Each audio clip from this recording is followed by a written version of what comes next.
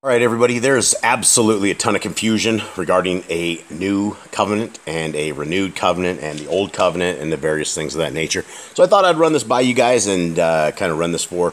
So let's read this, Jeremiah 31. This is where it comes from, the new covenant. Behold, the days come, says Yahuah, that I will cut a renewed covenant with the house of Yashar'el and with the house of Yahudah. Okay, so there we go right there. So this is where everyone stops. And they're basically, hey, we're under a new covenant. This is a whole new thing. Because if you remember, the old covenant is this. If you keep my laws, statutes, and commands, I will be your God and you will be my people. Right? So everybody hates that covenant because that covenant says if you keep my laws, statutes, and commands, and the laws of God are what all these Christians hate. Christians hate this. I've been debating people all day on Shabbat today, people that hate the Torah. So, not according to the covenant that I cut with their fathers in the day that I took them by the hand to bring them out of the land of Mitsrayim, which my covenant they broke, although I was a husband unto them, says Yahuah.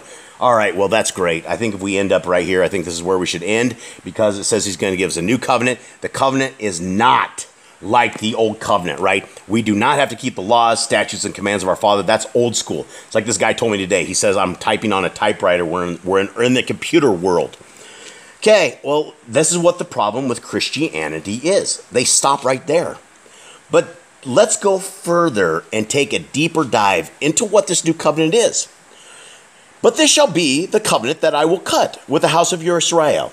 After those days, says Yahuah, I will put my Torah in their inward parts and write it in their hearts and will be their Elohiym, and they shall be my people.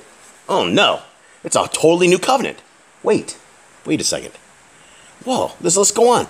And they shall teach no more every man his neighbor, and every man his brother, saying, Know Yahuah, for they shall all know me, from the least of them unto the greatest of them, says Yahuah. For I will forgive their iniquity, and I will remember their sin no more. Okay, so there we go, guys. The new covenant is the exact same as the old covenant. Except it's not with the people of Moshe's days. It's not because they broke it. They transgressed it. They were adulterers to Yah. They didn't care about his law, statutes, and commands. So he's writing a new one. And with that, he's given us a Messiah. And the Messiah, when he died, and you want to be part of that new covenant, it says right here, but this shall be the covenant I will cut with the house of your Israel.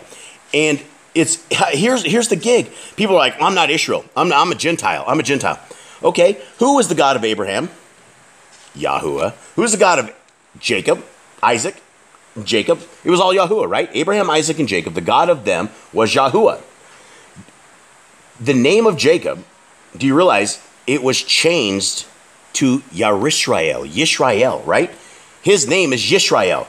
So if your God is the God of Abraham, Isaac, and Jacob, your God is the God of Israel. So you are Israel.